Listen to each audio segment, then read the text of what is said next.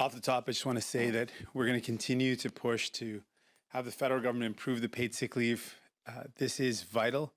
It will save lives. It is not useful for the Prime Minister, for Justin Trudeau, to be pointing fingers and blaming other provinces or territories. It is useful to improve the existing program so that people can actually use it.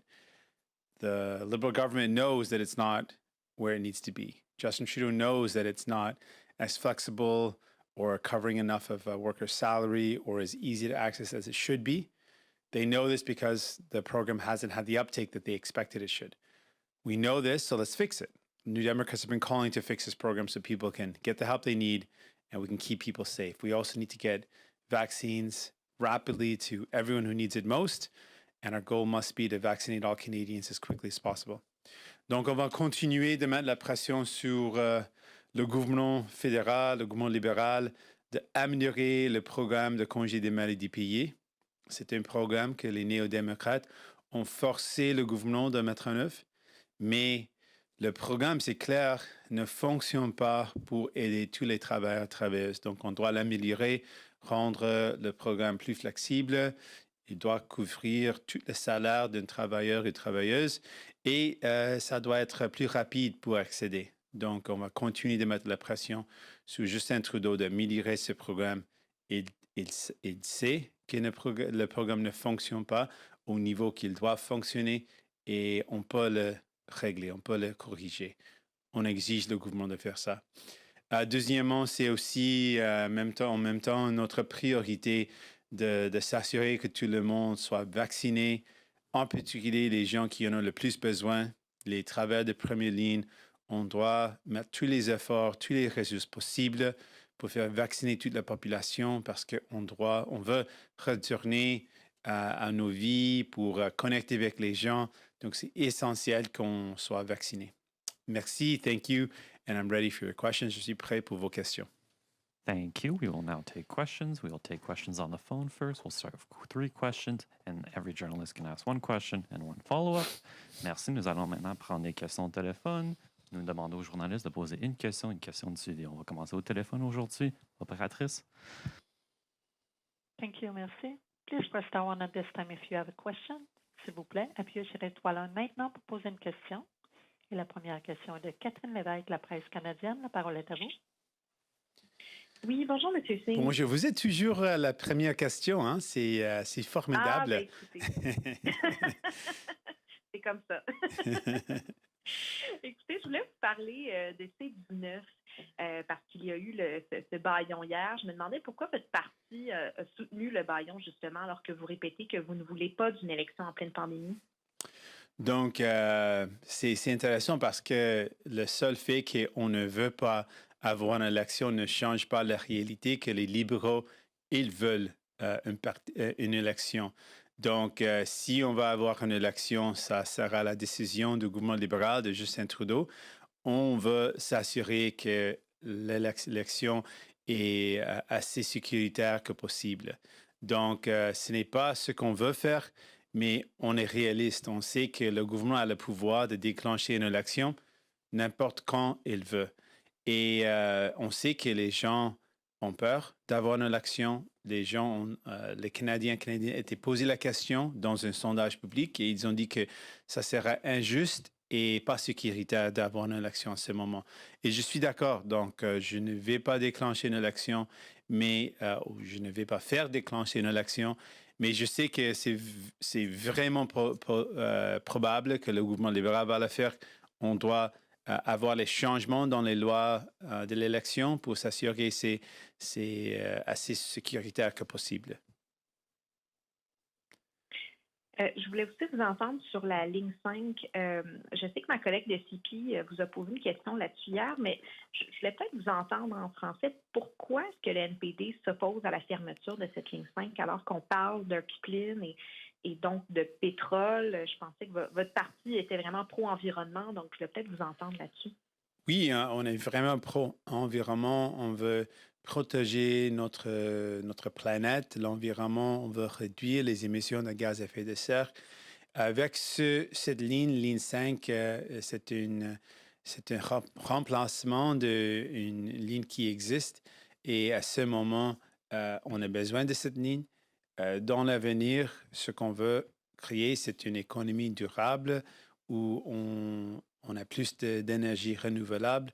Et ça, c'est le but. Mais à ce moment, c'est une ressource essentielle et on doit le remplacer. Oh, yeah, that's your second question. Oui. So in English, oh, yes, we are absolutely an environmental, a pro-environment party. We believe in protecting our planet, protecting the environment. We absolutely believe we need to fight to reduce our emissions and create good jobs. But the Line 5 is a current project that needs to be replaced, and it provides resources that are essential for heating homes and for transport at this time. But we want a future where we are investing in a renewable economy, an economy where we are focused on renewable energies, clean energy. That is a future we want to build. And on the way to that future, there are certain projects that we still need, and this is one of them. Thank you. Next question on the phone. Thank you, merci. La prochaine question de Louis Blouin, Radio-Canada. La parole est à vous.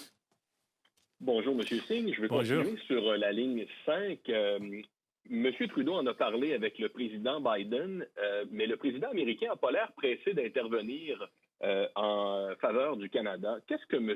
Trudeau doit faire pour convaincre M. Biden? Et êtes-vous surpris que le président soit plutôt silencieux sur cette question-là actuellement?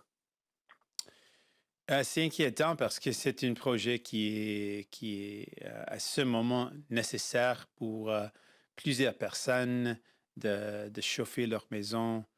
C'est nécessaire à ce moment pour le transport. Donc, il n'y a pas une alternative à ce moment pour des milliers de personnes. Donc, c'est pourquoi on doit continuer de mettre tous nos efforts possibles pour améliorer notre accès aux énergies renouvelables et donner plus des alternatives pour les familles de chauffer leur maison.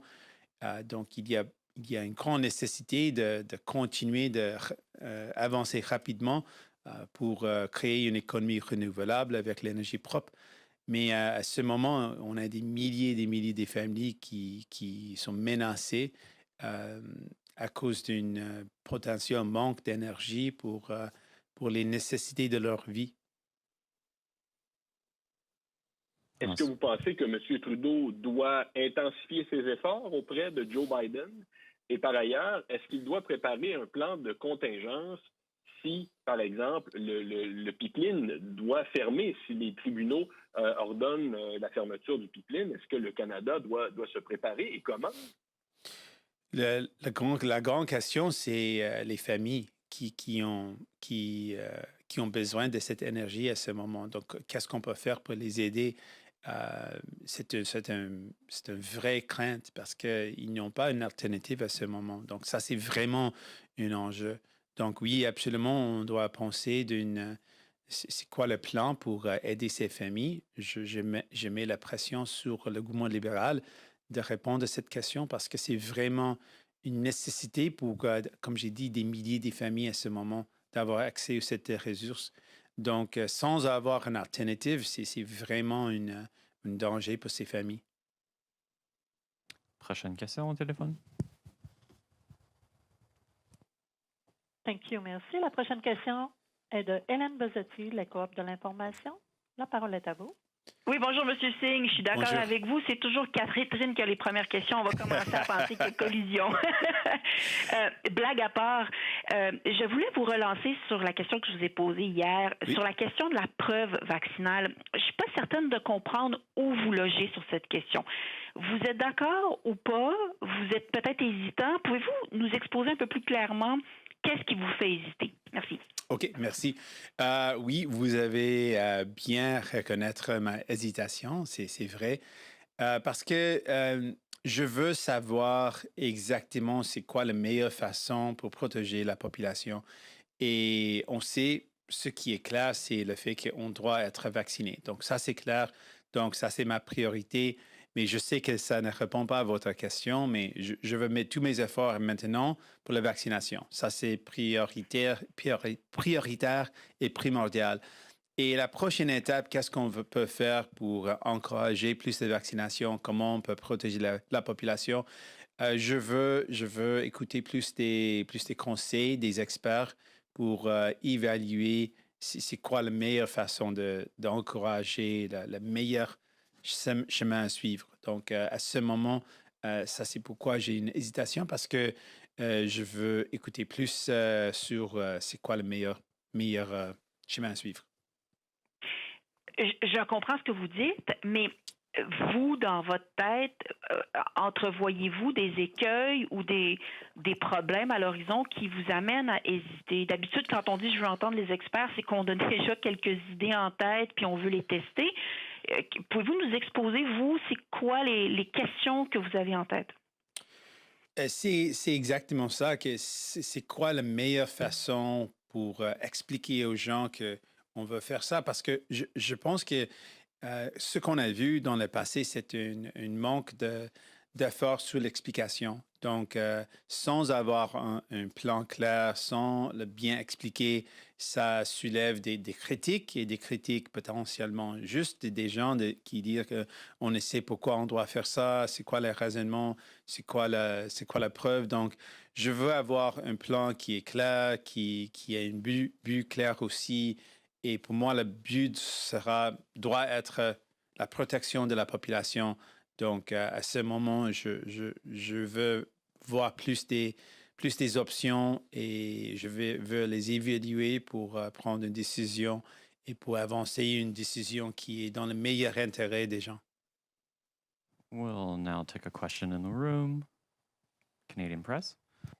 Yes, good morning, Mr. Singh. Stephanie Taylor with the Canadian Press. I wanted to get a reaction to your comments yesterday, a reaction to your comments from the leader of the Bloc Québécois, who took a different opinion, that there is saying that there is no link between far-right extremism and those at anti-lockdown, anti-mask protests.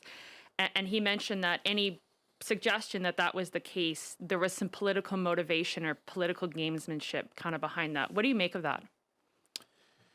Well, I would break it down. I think everybody is frustrated with lockdowns. I think that's a very normal thing. Everyone's frustrated and wants to know when we can start seeing our family again.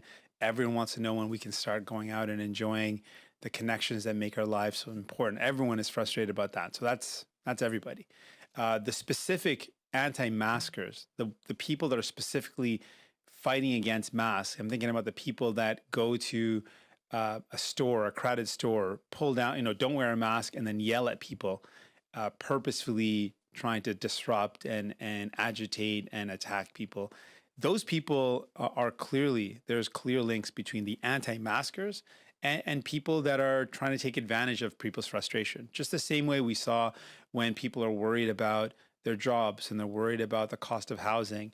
And then some people on the extreme right try to blame new Canadians for that. And we know that that's a radicalizing technique that's used to blame new immigrants, to blame new Canadians, to blame people that look different for the problems that are really problems of society that we need to fix.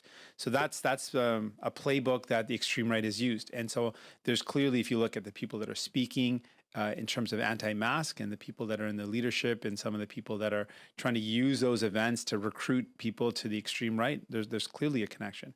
But I want to make that distinction clear. There are legitimate frustrations that people are feeling. I would say everyone's feeling. I'm frustrated. Everyone's frustrated about the lockdowns.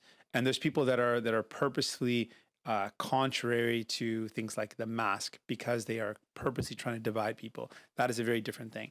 And I think that it really heightens the responsibility of governments, particularly the federal government, to provide a clear plan, let people know what do we need to do to get back to a place where we're safe again, how many people need to get vaccinated, how do we get there. The more transparency, the more clarity in that plan, the more it helps people who are frustrated. If we're uncertain about when this is all going to end, we have no clue what the goal is, it heightens the frustration, and that's understandable. So the government's got to play a really important role in alleviating that frustration by giving a clear plan. I want to also ask about how some organizations have sent the federal health minister a letter kind of denouncing the process so far unfolding in Vancouver around the decriminalization of simple possession. Some concerns have been raised that drug users were not properly consulted. There's too much police that's going to be involved in that process. How should the federal government respond to some of the concerns being raised by those on the ground that process is perhaps not as they like it to see it happen? Well, process, I mean, it should always be inclusive. It should always make sure that people that are impacted are involved. I think that is something that it should be a starting point. Anytime we have any process, the people that are impacted by it should be at the table, should be involved, and should be consulted. The principle, though, I believe at the federal level, we need to move forward. It is the best place forward. I think that Mayor Kennedy Stewart has shown incredible leadership in pushing for decriminalization. And it's something folks know I've long called for years now. I've been very strongly in favor. And the reason is I worked in the justice system as a lawyer, and I represented clients that were arrested for simple possession, who were dealing with poverty, who were dealing with mental health, who were dealing with addiction, and arresting them, bringing them before court, bringing them before a judge, having a case prosecuted was in no way making society safer, nor was it making that person's life any better. And we've heard from health experts that say that this is a problem that needs a healthcare response. It needs a compassionate response. It doesn't need a criminal justice response. So I've long called for this, and I firmly again will call for a federal approach where we no longer treat people that are dealing with addiction, poverty, or mental health illnesses or other concerns as a criminal justice problem. They are a people that need health and compassion and supports to make their lives better and to make all our lives better, frankly. So that's the approach I take, and that's the approach I'll continue to fight for. Prochaine question dans la salle. Next question in the room. Hi, Mr. Singh. David Thurton, CBC News. Hey Good there. morning. Mixing it up on me now. Yeah, just making some space. Blanchette, if we could just come back to his comments. Mm-hmm. I mean, you could criticize the government's COVID response. You could criticize the need for a path out of this lockdown, and at the same time still criticize those elements of the far right that had infiltrated these anti-lockdown movements and are leading these movements. How important is it for leaders like Blanchette and other leaders to call that kind of stuff out? I mean, you're clearly doing that. Well, I mean, criticizing as well. Yeah, I think it's just a fact, really. Like, it's clear if you look at the type of people that are trying to take advantage of people's frustration, it is clear that the extreme right-wing groups are involved in that. And this kind of goes back to what I've been saying in the past, that extreme right-wing groups are often ignored as a threat.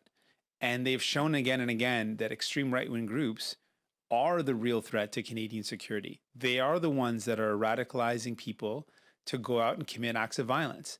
Some of the worst recent attacks in Canadian history have been because people were radicalized by extreme right-wing groups. It is a real and urgent threat to our security and our safety. And that's why it's important for us to point it out, because it's about what is the urgent and real threat. And some people are uncomfortable with that. Some people don't want to admit that, but it is the reality. If you look at the real threats to Canadians, it's coming from extreme right-wing groups. They're also coming from white nationalists and white supremacist groups. They are the real threat. They are actually the real threat, which makes, like I said, some people uncomfortable to have to confront that. That's who is creating the dangers in society for people. It's not the stereotypical notion of who's a danger to society. Those stereotypes are very much stereotypes, and they're false. The real threats are coming from these groups, and right now they are absolutely getting involved in the anti-mask movements, and they're involved, and that should be noted, and security forces should be aware of the real threat that they pose to Canadian security and safety, and should take the appropriate actions. If I could just ask you about the increase in violence that we're seeing in Jerusalem, massive casualties at the Al-Aqsa Mosque, Hamas firing rockets, and Israel retaliating as well. What responsibility do you think Mr. Singh has? Sorry, Mr. Singh, what responsibility do you think that Canada has to, speak out about what's happening? Well, we called for it since yesterday that initially when we saw the forced evictions and then the illegal occupation in Sheikh Jarrah, we had called for Justin Trudeau to take a strong stance and to denounce that. Now with the violence mounting, it is again responsibility of the Canadian government, of Justin Trudeau to play a role in pushing for peace and calling for an end to the violence and pushing for peace. People in Israel, people in Palestine have the right to live without fear of violence, and international global citizens, we all have a responsibility to promote and advocate for peace. Thank you. Et on va retourner au téléphone. We'll go back to the phone. Do we have any more questions? Thank you, merci. Donc, la dernière question est de Bruce Proulx, Le Devoir. La parole est à vous. Merci. Bonjour, M. Singh. Désolé si ça vous fait répéter, mais Bonjour. Quelle est votre position sur la ligne 5 exactement? Est-ce qu'on devrait, quelle énergie on devrait mettre pour sauver ce pipeline, selon vous? Donc, à ce moment, je vais commencer en disant que le Parti néo-démocrate, moi comme chef, on veut protéger notre planète, on veut protéger l'environnement, on va encourager pour la création d'une économie renouvelable et avec l'énergie propre. Et ça, c'est le but. C'est exactement ce qu'on doit faire. Et on va continuer de mettre la pression pour avancer rapidement dans la création de plus d'énergie renouvelable et une économie aussi renouvelable. Et à ce moment, ligne 5, c'est une nécessité. Pour des milliers de familles, c'est la seule option pour chauffer leur maison. Donc, à ce moment, c'est un projet qu'on doit, effectivement, on doit remplacer la ligne 5 pour ces familles parce qu'ils n'ont pas une alternative. Et aussi, on doit en même temps travailler très fort et rapidement pour créer une alternative pour ces familles. Mais à ce moment, pour réchauffer les maisons et pour le transport, c'est la seule option qui existe. Et donc, c'est pourquoi on pense qu'on doit le remplacer. Qu'est-ce que le gouvernement doit faire en ce moment? Là, on comprend qu'il y a un conflit avec des États aux États-Unis. Est-ce qu'on doit utiliser nos outils diplomatiques, disons, pour faire ce que vous dites, pour remplacer la ligne 5? Oui, à ce moment, Justin Trudeau doit faire tout ce qui est possible pour s'assurer que ces familles qui ont besoin de cette énergie ont accès à une énergie pour chauffer leur maison et le transport qui aussi a une besoin de cette énergie peut continuer. Donc, on doit faire tout ce qui est possible pour aider ces familles et pour aider avec le transport qui nécessite cette énergie à ce moment. Yes, for sure.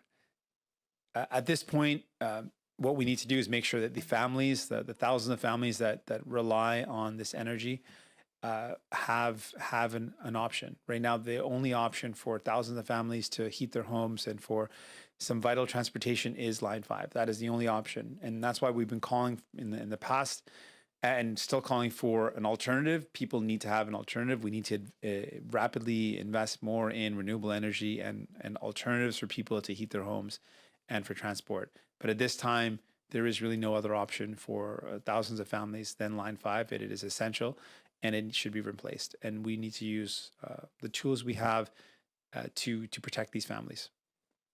And I'll check once again on the phone. Is there any more questions? Thank you, merci. There are no further questions registered at this time. Nous n'avons plus de questions pour le moment. I would now like to turn back the meeting over to you, Jordan. I believe we have a question in the room. Mr. Singh, just one more question about Line 5. I mean, the governor of Michigan's concerns aren't without, they're valid. I mean, if this line leaks, it could pollute 2 of our Great Lakes. Does any part of you blame either the federal government, the Ontario government, or Enbridge for allowing the situation to get to this point? Have we failed to demonstrate how we're making this pipeline safe, how we're going to mitigate a spill? Is there any failure or any criticism that you would give either to any level of government or even, the oil and gas sector for allowing it to get to this point?